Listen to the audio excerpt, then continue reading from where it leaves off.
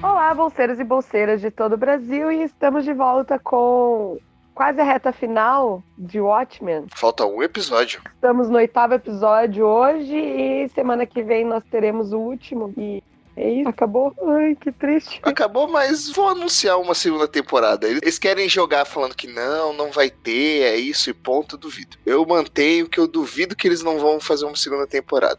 Talvez, dependendo do orçamento, ficar na segunda, né? Porque com Roma eles fizeram isso. Viram que a série estava muito cara, não valia a pena e abandonaram, mas... O que manda é a audiência. Eu não sei os números, mas se a série for um sucesso, nem ferrando que eles vão encerrar na primeira. Então, podemos esperar aí uma segunda temporada, uma terceira, talvez. Talvez.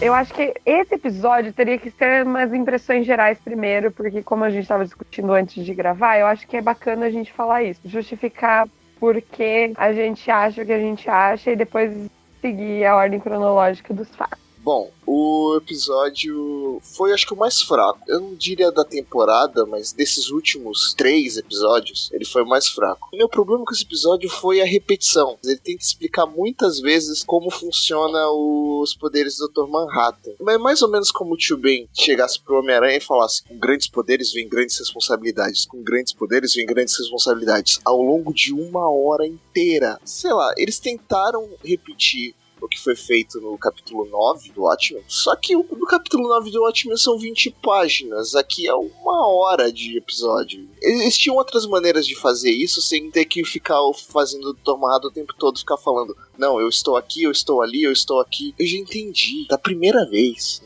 É entendível que é para um público que não conhece direito o Dr. Manhattan e que precisa conhecer quem ele é. Mas, ao mesmo tempo, você tá chamando a sua audiência meio de burra, né? Eles podiam ter feito a mesma coisa sem ter colocado o Dr. Manhattan pra quase em toda a cena falar que ele tá em 2, 3 lugares ao mesmo tempo. Um filme que faz melhor que isso é A Chegada, com a Amy Adams. É o mesmo princípio, leve spoiler aqui, mas o filme já tem uns anos, então passa na regra do spoiler. E tem o mesmo princípio e não fica repetitivo. Então, sei lá, eles optaram por um caminho que, ok, faz referência ao quadrinho, mas não ficou tão dinâmico quanto deveria.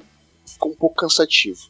Eu acho importante a gente fazer isso e falar isso agora, porque assim, a gente só vem elogiando os capítulos que vieram e Gabriel, essa semana, ficou muito indignado. Não, eu não fiquei indignado, é que eu achei assim... entendi o que eles tentaram fazer, só que precisava mesmo ficar repetindo várias vezes a mesma coisa. Episódio fraco perto do final, né, de uma temporada excelente, então a gente fica pensando o que vai ser do último episódio. Espero que seja épico, mas se seguir esse caminho não vai ser.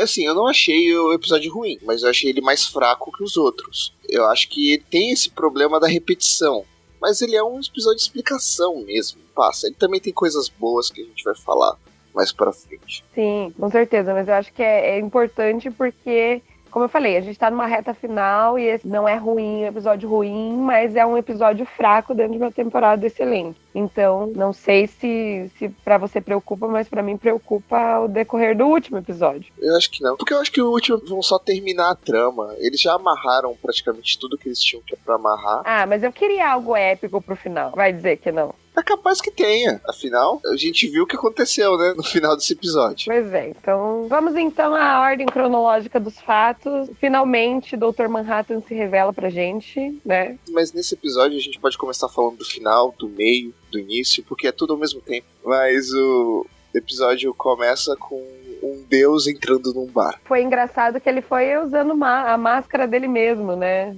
Ah, pra que ninguém me reconheça. A gente começa com uma visão do passado da Anja no Vietnã, bebendo, comemorando o aniversário da morte dos pais. Não é bem comemorando, mas por falta de termo melhor. E o Dr. Manhattan chega com um copo de cerveja e começa a jogar um papinho. A Ângela tá sem tempo, irmão, mas ele insiste. Sim, bem irredutível. Ele é um senhor insistente. Aí eles começam a conversar e tal, e ele fala pra ela, e já manda real: eu sou o Dr. Manhattan. Ela: aham, tá, acredito, senta lá. Senta lá, Cláudia. E aí ele vai e começa a explicar tudo O que acontece? A gente já falou isso, mas quem leu o quadrinho sabe que no capítulo 9 tem o clássico momento entre ele e a Laurel, que é isso. É a mesma dinâmica. Ele vai falando coisas que ela vai fazer daqui a um futuro próximo, ela fala que não vai fazer nem a pau e ela acaba fazendo. E esse episódio ele tem muitas explicações. Tem as revelações que ele criou a vida de fato, aquelas... A sua teoria estava certa, que é meio óbvia, mas... uma das milhares que eu fiz sobre esses casos. Das várias. Então não é necessariamente um mérito ter acertado isso depois de fazer tanta teoria. A gente tem a explicação também do porquê ele não lembra das coisas, né? Não lembra de ele ser o John. Sim. Nem o Dr. Manhattan. A gente finalmente entende a ligação dele com Osmandias, né? O porquê Osmandias tá lá, já que não é pra ser cronológico, né? e assim, eu acho que foi bom. A amarração que eles fizeram nesse episódio, apesar de ser repetitivo e cansativo, foi boa. Resolveu metade dos problemas que eles tinham feito na temporada. Ou mais da metade.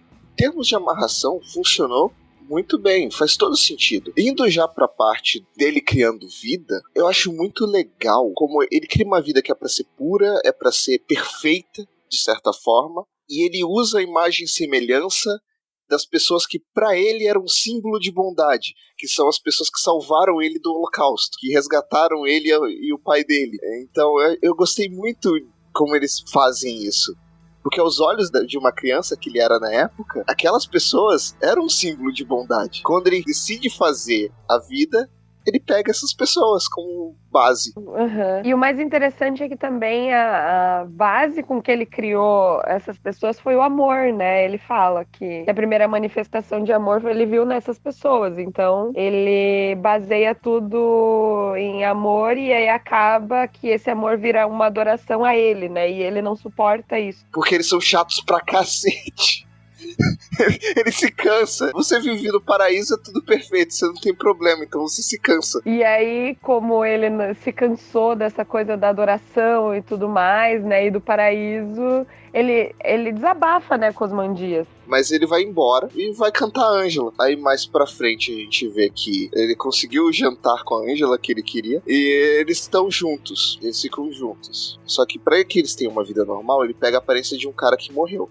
Só que a relação não dá muito certo, porque ele fica o tempo todo. Não, eu estou agora aqui, eu estou no passado, eu estou sendo destruído pelaquela máquina, eu estou no Vietnã lutando a guerra. E vai aqui minha segunda reclamação do episódio. Não tem porquê ele ficar assim, as pessoas em torno dele o tempo todo. A série, ela força uma barra de que porque ele tá vivendo tudo ao mesmo tempo, ele tem que falar isso para as pessoas. Ele não faz isso no quadrinho. Ele faz isso em dois momentos, e dois momentos que tem motivo para ele falar isso. E mais, eles também esquecem, entre aspas, tô fazendo aspas no ar, vocês não estão vendo, que mesmo ele sabendo tudo o que vai acontecer, as reações dele também são pré-determinadas, então ele é capaz de se surpreender. Ele genuinamente fica surpreso com as coisas, mesmo sabendo o que vai acontecer. E isso não é mostrado direito no episódio.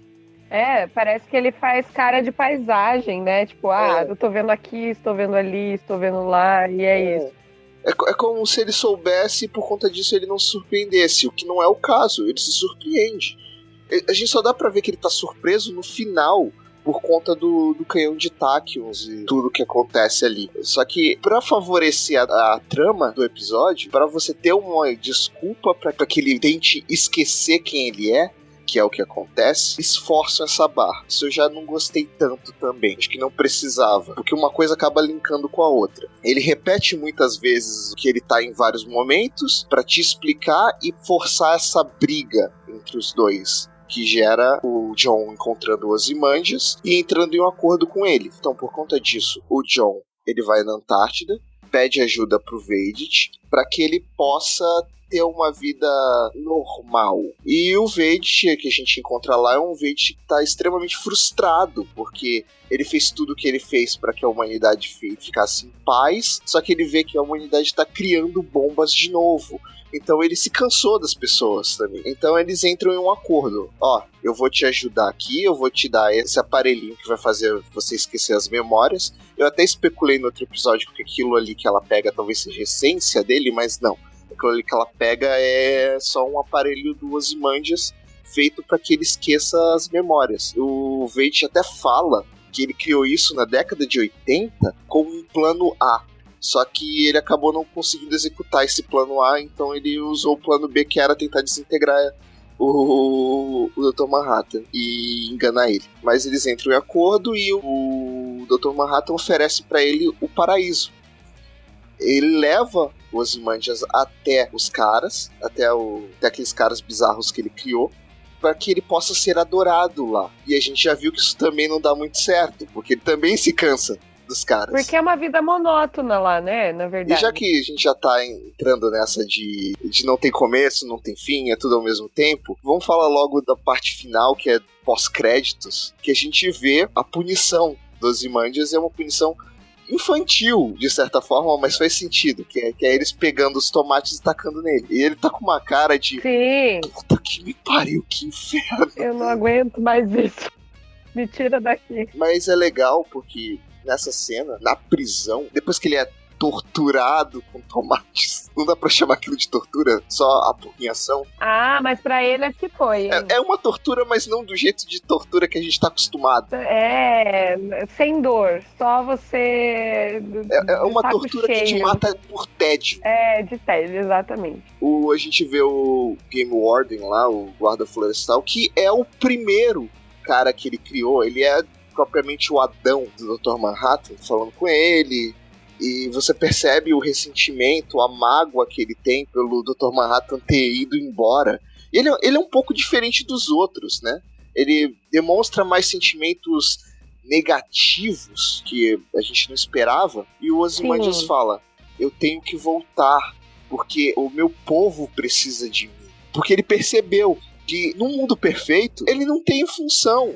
Não faz diferença, né? Ele não faz diferença lá. O Ozymandias é um cara que resolve problemas. Que problema ele vai resolver no paraíso? Que problema ele vai resolver onde não tem problemas? Então, ele é inútil ali. Ele quer voltar pra Terra porque ali tem um bando de problemas que ele pode resolver. Por mais que ele tivesse frustrado, pelo menos ali na Terra ele tinha função. Ele tinha algo que ele podia fazer. Ali ele não tem nada. Ali ele tá realmente entediado. E eles entregam pra ele um bolo, né? E dentro do bolo tinha uma ferradura. Sim. E ele começa a bater a ferradura no chão e a gente não sabe o que é aquilo. Eu não sei se quem colocou a ferradura foi o guarda florestal, porque dá a entender que ele sabia. Ele fala, como o bolo. Ou se foi algum dos outros clones bizarros. Mas eu acho que foi o guarda florestal mesmo. Porque até ele tá cansado também, ele meio que, de certa forma, entende os Ozymandias, talvez. Talvez. Sabe o que eu pensei? É que acho que até eles estão entediados da presença do Veidt ali. Eu não sei os outros, mas ele com certeza. O guarda florestal, que é diferente de todos os outros, com certeza. E até a questão, né, que ele era judeu, né, o Dr. Manhattan, ele recebe a Bíblia desse casal, né, e fala sobre o Gênesis, e assim, o Gênesis a gente sabe que o primeiro casal acaba se rebelando, né? É. Será que ele estar tendo esses sentimentos negativos e tudo mais não é uma espécie de rebeldia? Faz sentido, porque tecnicamente não era pra eles terem esses sentimentos, né? Por mais que eles fossem ser abandonados, você percebe que ele tem uma certa raiva, uma certa mágoa por ter sido deixado de lado. E a gente não sabe o que aconteceu com a Eva, né, também. A primeira, ainda. Né, a original. Não mostrou. Bom, talvez tenha mostrado, porque a gente não... todo mundo é igual ali, então é difícil. O único que se destaca é ele porque tem um bigodinho e uma máscara. Nós não sabemos quem ele era até esse episódio também, né? Então, tudo pode acontecer. Mas tem mais dessa conversa entre os dois. Sim. Até o momento que a gente vai pro presente da série. E a gente vê o que acontece depois que a Angela martelou a cabeça do Cal. Acontece que ele fica azul. Uhum. Teve muita gente que reclamou, né? Eu achei legal que depois que ele recupera a memória, ele assume de novo a forma do Cal, só que azul. Agora, a minha reclamação é que nos momentos que ele brilha, são poucos, mas nos momentos que ele brilha ficou meio mal feito. Assim, eles podiam ter caprichado mais no brilho e tal. Nos momentos que ele não tá brilhando, que faz sentido no episódio, que ele tá mais humano, com os olhos normais, só com uma tinta azul na corpo e tal, funciona, não acho que ficou ruim. acho que funciona. Mas nos momentos brilhando ficou uma coisa meio novela da Record, você não achou? Orçamento. A gente sempre reclama do... Acabou o orçamento. Mas não deixa de ser assim... Poxa, gastaram tanto na série, por que não fizeram um brilho melhor, assim? Ou tira logo o brilho. Tudo bem que se tirasse o brilho de vez eu ia reclamar que, poxa, não tem nenhuma cena com brilho. Mas, sei lá, podiam ter caprichado mais no brilho. De qualquer forma, é pouca coisa, então não incomoda. E aí, a gente vê um Dr. Manhattan recuperando as memórias, extremamente confuso. Eu não sei se ele tá confuso porque ele acabou de recuperar as memórias, então ele não tá entendendo muito bem, ou se ele está confuso por conta do canhão de táquions que os caras da cavalaria têm na caminhonete do lado de fora da casa.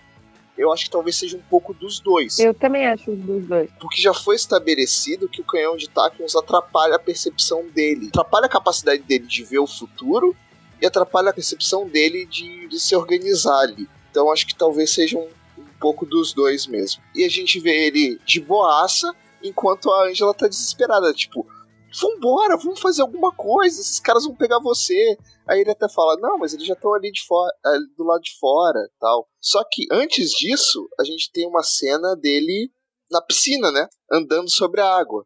A Angela chega pra ele e fala, por que diabo você tá na piscina? Porque você tinha que me ver na piscina. E a gente começa a entrar no que vai ser o tema no final do episódio, que quando o Dr. Manhattan tá falando com os Imandias, o Veidt diz assim pra ele, olha só, você vai esquecer de tudo. Se você tem algo pra resolver antes, melhor você resolver agora. Aí ele fala, eu tenho que falar com o avô da Angela. E vai falar com o avô da Angela. Naquela época, a Angela nem sabia que tinha um avô que estava vivo, nem sabia quem era o avô, não sabia de nada. E no presente, conversando com a Angela, o Dr. Manhattan fala que eu estou falando com seu avô nesse momento. Bom, já que ele está falando com ele, passado, deixa eu perguntar como diabos ele sabia que o Judy Crawford era um racista. E o Dr. Manhattan faz essa pergunta pra ele. Ele virou o pombo correio, mais ou menos, né, do passado. Ele é telefone sem fio. Só que ele liga 2 tempos junto. Isso foi legal. Não sei se você achou isso legal. Eu achei isso muito bacana. Isso aí podia explicar tudo. Isso foi a melhor coisa do episódio. Por isso que eu acho que eles deviam ter explicado menos os poderes dele, porque o impacto seria maior. Sim, eu também acho. Se eles explicam no começo, passa o episódio normal, entre aspas, sem ele ficar repetindo que ele tá em vários tempos, e mostra isso no final, o impacto seria maior. Mas eu gostei muito disso. E ele transmite essa pergunta da Angela, né? Ele pergunta pro Will. E o Will vira pra ele e fala, quem diabos é Judy Crawford? Ou seja, tudo que aconteceu na série a respeito do Will aparecer em Tulsa, o Will matar o Judy Crawford, tudo relativo a isso, é culpa da Angela e do Dr. Manhattan. Porque ela que avisou o Will, ela no presente avisou o Will no passado que o chefe de polícia era um racista filho da puta. Racista e parte da... Como é que é o nome do Ciclope. Do Ciclope barra KKK, barra nazista, barra desgraçado que merece morrer. 7ª Cavalaria e tudo mais. Então é tipo, ela dá informação pra ele e acaba gerando o presente que ela tá vivendo. Ou seja, temos um paradoxo aqui. E eu achei isso muito legal. Sim, então ela causou todo o presente que eles estão vivendo, basicamente. Aí você me pergunta, nossa, por que o Dr. Manhattan faria uma, entre aspas, bobagem dessas se ele consegue ver o presente, passado e futuro? Porque ele estava confuso. Ele estava confuso, tanto é que ele fica verdadeiramente surpreso nesse momento. Porque ele não entende direito.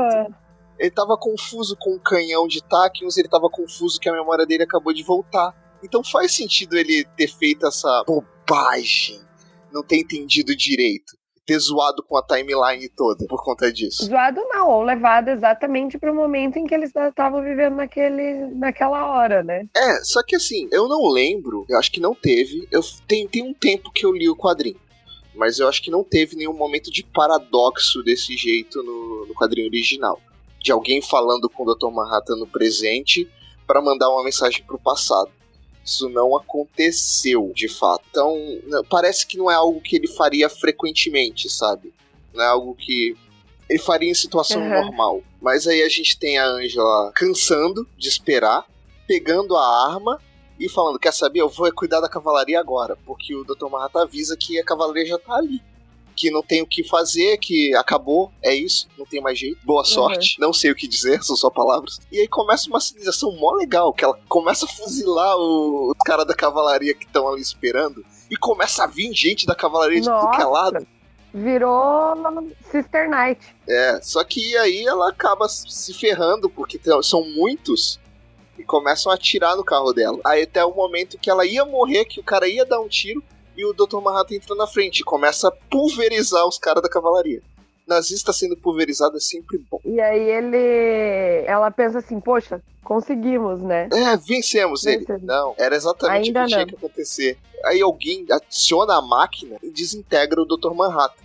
Eu não sei se ele foi teleportado ou se ele foi de fato desintegrado ali. Saberemos no próximo episódio. Mas a cavalaria conseguiu o que ela queria, que era pegar, destruir o Dr. Manhattan. E o episódio acaba. Tem a cena que a gente já comentou depois do pós-créditos, do Ozymandias e tal, mas como a gente já comentou, não tem por que falar de novo. Vai ser esse episódio mesmo fora de ordem, porque o episódio é fora de ordem.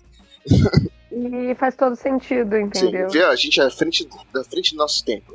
Eu estou aqui, mas... A gente começa pela crítica. Eu estou aqui, mas eu já estou editando o podcast e você já está ouvindo o podcast. Tudo ao mesmo tempo. Tudo ao mesmo tempo, exatamente. E vamos às notas? Vamos às notas. Quantos Doutores Manhattans explicando os poderes deles a gente dá pra esse episódio? Eu vou dar 3,5. Eu vou dar 4. Vou dar 4, que é a minha nota mais baixa até agora, por um episódio. Exatamente, porque você só deu 5. Não, acho que teve um episódio que eu dei 4, ou 4,5. Por conta de tudo isso que eu já comentei, né? Eu não gostei muito deles ficarem repetindo explicação, eu acho que eles podiam ter feito de um jeito melhor. Entendo que é uma referência aos quadrinhos, mas não ficou tão bom assim na tela. O efeito dele brilhando também ficou meio baixo orçamento. Então, 4. É um episódio bom, não vou dizer que não é um episódio ruim, mas ele tem problemas e como tava vindo de uma sequência muito boa de episódios muito bons, esse fica mais aquém. Eu sei que muita gente amou o episódio e tal, mas esse ficou um pouco abaixo dos outros. Eu só dou 3,5 porque chamaram a audiência de burro e a gente não gosta disso, não é mesmo? Então, não gostamos, e por todos os outros defeitos acima mencionados pelo Gabriel. Assim, tem momentos maravilhosos no episódio, mas infelizmente eu acho que é uma quebra de expectativa, e eu não gosto de ter quebras de expectativa. Eu acho que o final e o momento com Ozymandias, ele compensa meio que tudo do episódio. Sim. Por isso que ele continua um episódio muito bom. Mas foi de fato cansativo, foi. Não... Principalmente pra quem já leu o quadrinho e já sabe como os poderes dele funcionam. É um negócio que você fica, sério, de novo, já é a terceira vez que você tá me dizendo que ele tá 2, 3 períodos ao mesmo tempo. Eu já entendi isso. Você está me mostrando isso na tela. Você não precisa colocar ele falando isso. Esse é o meu problema. Ele explicitamente fala, eu estou em 2, 3 momentos ao mesmo tempo. Onde você está? Eu tô aqui, eu tô lá, eu tô aqui. Não precisa, eu estou vendo. Você tá cortando as cenas. Eu entendi. Você não precisa colocar essa narração. Acaba baixando a nota do episódio. Lembrando que é um episódio de 1 hora, né? Então você ficou muito tempo explicando e pouco tempo fazendo coisa boa. Então acho que já está justificado. Então, gente, é isso. Estamos a poucos momentos do final e espero que vocês tenham visto toda a temporada, porque vale muito a pena, apesar do episódio 8 não ser um dos melhores. Desculpa se a gente ofendeu alguém também na hora de dar nossas notas e nossos pareceres, mas a vida é assim, ela segue. Menos se você for um membro da cavalaria. Se você for um membro... Ah, não, aí você pode explodir igual os outros explodiram. Não tô nem aí. Então é isso, gente. Quem nos acompanhe nas redes sociais, não é mesmo? Leiam o nosso blog, compartilhem essa playlist aqui com os outros episódios, escutem os outros se vocês não escutaram. Sigam o nosso feed. Sigam o nosso feed e esperamos vocês na próxima semana. Tchau! Tchau!